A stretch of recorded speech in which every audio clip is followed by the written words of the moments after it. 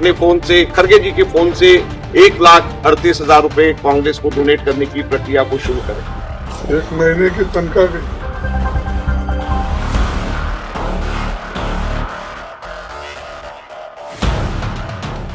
नमस्कार, मैं हूं आपके साथ रोहित। आप देख रहे हैं एनएफ न्यूज।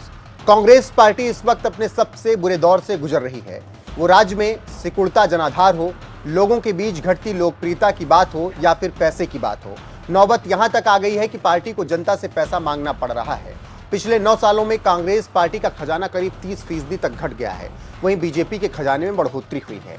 ऐसा हम नहीं कह रहे हैं, बल्कि ऐसा एडीआर की रिपोर्ट में खुलासा हुआ है। कांग्रेस पार्टी इतने बुरे दौर से गुजर रही है कि उसके नेता खुद कह रहे हैं कि अब तो चाय के साथ समोसा भी नहीं नसीब हो रहा है, चाय बिस्किट में ही काम चला ले रहे हैं हम लोग।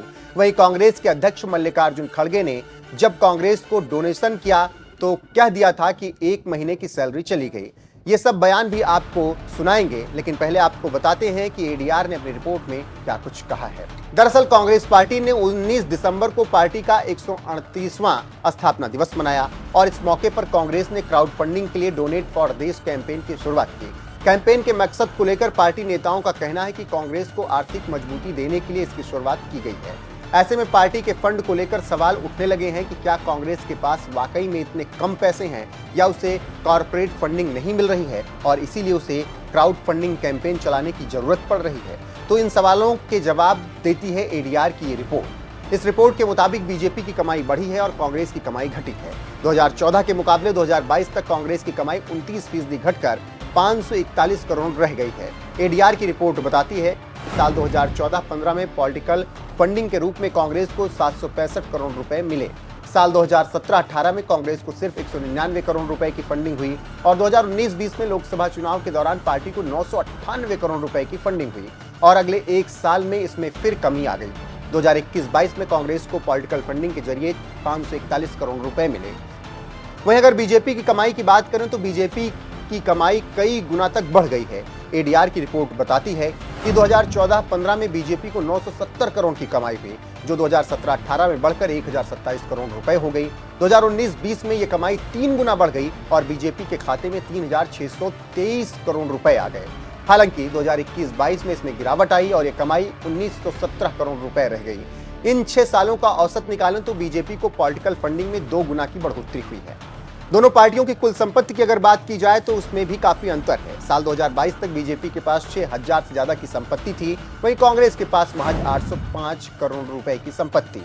तो दोनों की कुल संपत्ति में भी कई गुना का अंतर है और अब वैसे भी चुनावी साल है तो दोनों ही पार्टियों को ज्यादा फंडिंग की जरूरत है। यही कारण है कि अब कांग्रेस ने क्राउड फंडिंग की अपील की है और उसने इस प्रोग्राम की शुरुआत भी अपने घर से ही की।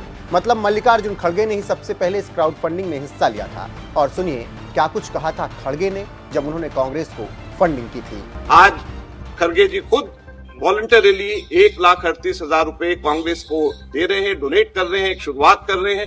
और लवली जी से अनुरोध करूंगा कि वो अपने फोन से, खड़गे जी के फोन से 1,38,000 रुपए कांग्रेस को डोनेट करने की प्रक्रिया को शुरू करें। 1 महीने की तनख्वाह भी। 1 महीने की तनख्वाह भी। 1 महीने की तनख्वाह भी। खड़गे ने पैसे तो जरूर दिए थे, लेकिन साथ ही मजाकिया अंदाज में कह भी दिया था कि 1 महीने की सैलरी गई। अब आपको सुनाते हैं जेडीयू सांसद सुनील कुमार पिंटू ने गठबंधन की मीटिंग के बाद क्या कुछ कहा है। किस संदर्भ में ये बयान आपका आया है? देखिए, सबसे बड़ी बात है कि कल की जो बैठक थी, सारे विपक्ष के बड़े नेता आए थे, मुख्यमंत्रीगण आए थे कि सीटों का अलायंस, सीटों का बंटवारा होगा अलायंस में कल ये, परंतु उस पर कोई चर्चा नहीं हो पाई और कल की मीटिंग रह गई चाय बिस्कुट तक ही। मैंने इससे पहले भी एक बार कहा था कि इंडिया अलायंस की बैठक में चाय समोसे पर ही मीटिंग सिमटाई हुई, परंतु कल चाय बिस्कुट पर इसलिए सिमट कर रह गई कि कांग्रेस ने अभी हाल में 2 दिन पहले कहा था कि कांग्रेस पार्टी के पास फंड की कमी है। 138 रुपया, 1380 रुपया या 13,800 वो लोगों से डोनेशन मांग रही है। तो इसलिए डोनेशन अभी आने में विलम्ब है। तब तक के लिए कल बिना समोसे की चाय बिस्किट पर ही चर्चा होकर समाप्त हो गई, बिना किसी भी सीरियस मुद्दे पर कोई चर्चा।